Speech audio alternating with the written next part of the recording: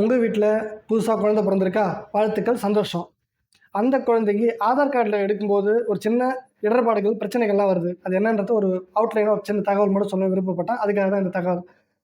அந்த குழந்தைக்கு ஆதார் கார்டு எடுக்க போகும்போது, அப்பா அல்லது அம்மா யாராச்சும் ஒரு ஆதார் கார்டை மேட்ச் பண்ணி தான் அந்த குழந்தைக்கு ஆதார் கார்டு எடுக்க முடியும். இப்போ அந்த குழந்தைக்கு பர்த் சர்டிஃபிகேட் எடுக்கும்போது, பிறந்த சர்டிஃபிகேட்டில் இனிஷியலாக முன்னாடி போட்டு பர்த் சர்டிஃபிகேட் கொடுத்துட்றாங்க.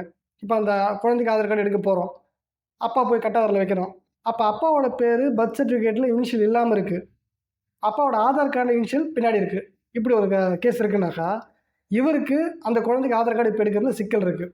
அப்பாவோ அம்மாவோ பர்த் சர்டிஃபிகேட்டில் என்ன பேர் இருக்கோ அதே பேர் அந்த குழந்தையோட பர்த் சர்டிஃபிகேட்லையும் ஆதார் கார்ட்லையும் மேட்ச் ஆகணும். அப்போ தான் அந்த குழந்தைக்கு ஆதார் கார்டு புதுசாக எடுக்க முடியும். இதுக்கு பல்வேறு யூடியூப்பில் தேடுவாங்க, நிறைய விஷயங்களை தேடி படிச்சுட்டு உடனே என்ன பண்ணாங்க, தன்னோட ஆதார் கார்டில் இருக்கக்கூடிய இனிஷியலை போய் ரிமூவ் பண்ணுறது, சேர்க்கறது, இது மாதிரியான வேலையை பண்ணிடுறாங்க. இது நெடுக்கவே வாழ்நாள் முழுக்க பல சிக்கல்களை ஏற்படுத்தும். ஆதார் கார்டில் இனிஷியல் பின்னாடி இருக்கணும். பெரியவங்களாக இருந்தாலும் குழந்தையாக இருந்தாலும் ஒரு தகவல். பர்த் சர்டிஃபிகேட்டில் சேர்க்கறதோ நீக்கிறதோ கொஞ்சம் கஷ்டம், ப்ராசஸ் கொஞ்சம் கூடுதல். அதுக்கு தயங்கிக்கிட்டு தன்னோட ஆதார் கார்டில் இனிஷியலை சேர்த்துடுறாங்க, இல்லை தூக்கிடுறாங்க. இது கொஞ்சம் பிரச்சனையாக மாறுது. அப்படி பண்ணக்கூடாது. ஒரு குழந்தை பிறந்த உடனே அந்த ஹாஸ்பிட்டலில் புதுசாக பதிவு பண்ணும்போது இனிஷியலை பின்னாடி எழுதி கொடுத்து பதிவு பண்ணுங்கள். பேரண்ட்டோட ஆதார் கார்டில் எப்படி பேர் இருக்கோ அதே பேரை எழுதி கொடுத்து அப்டேட் பண்ணுங்கள். இப்படி ப்ராப்பராக பண்ணால் எளிமையாக அந்த குழந்தைக்கு ஆதார் கார்டு எடுத்துக்கலாம். ஆல்ரெடி கொடுத்துட்டேன், அது எப்படிங்க மாற்றுறது அப்படின்னா, அந்த குழந்தை பிறந்து 21 நாளுக்குள்ளே பேர் வைக்கணும். பேர் வைக்கலன்னா அந்த பர்த் சர்டிஃபிகேட் எம்டியாக ஆன்லைனில் வந்துடும்.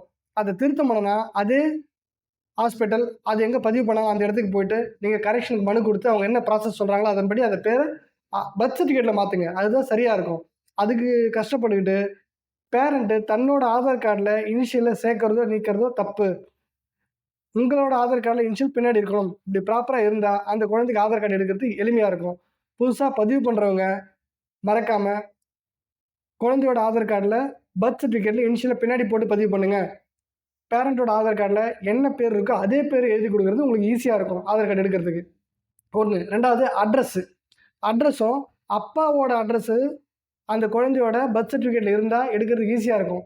இப்போ அம்மா ஆதார் கார்டு அவங்க அம்மா வீட்டு அட்ரஸில் இருக்கும் இல்லையா? அப்போ அந்த குழந்தைக்கு ஆதார் கார்டு எடுக்கிறது சிக்கலாகுது. அட்ரஸ் 2வது பிரச்சனை. பிறந்த தேதி ரொம்ப முக்கியம். அது கவனமாக பழைய மேனுவலில் எழுதுகிற பர்த் சர்டிஃபிகேட்டாக இருந்தாலும் இப்போ கொடுக்குற பர்த் சர்டிஃபிகேட்டாக இருந்தாலும் பிறந்த தேதி கரெக்டாக கொடுங்க. ஒரு டேட் மாறிட்டாலும் அதை மாற்றுறது ரொம்ப சிக்கலாக இருக்குது. இது மாதிரியான பயனுள்ள தகவல்கள் தெரிஞ்சுக்கணுன்னா அருணன் இன்சூரன்ஸ் பாயிண்ட் இந்த யூடியூப் சேனல், இன்ஸ்டாகிராம், ஃபேஸ்புக்கில் சப்ஸ்கிரைப் பண்ணுங்கள். வேறு எது மாதிரியான தகவல்கள் தேவைன்னு ஒரு ஐடியா சொன்னீங்கன்னா அது சம்மந்தமாக ஒரு வீடியோ எடுக்கிறேன். தேங்க்யூ.